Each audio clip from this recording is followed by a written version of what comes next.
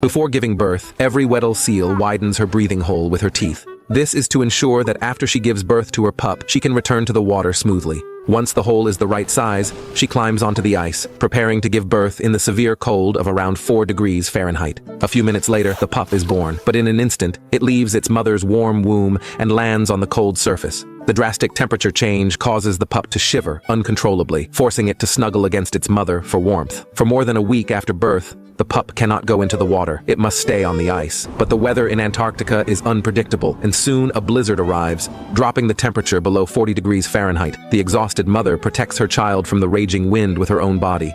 3 days pass. Both are buried under the snow. However, the storm shows no signs of stopping. At this point, the seal mother's strength is completely depleted. She must make a difficult choice: stay and guard her pup, or return to the water to restore her strength. Finally, she dives beneath the ice.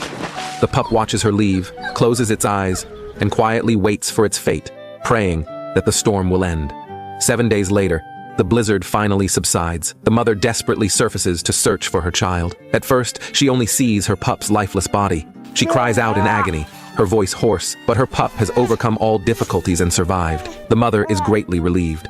The hungry and cold pup immediately crawls toward the breathing hole. It can finally enter the water. From now on, the mother must teach it to swim. Once the pup learns, it can finally escape the cold wind on the surface. Although the water is only 28 degrees Fahrenheit, it is much warmer than lying on the ice.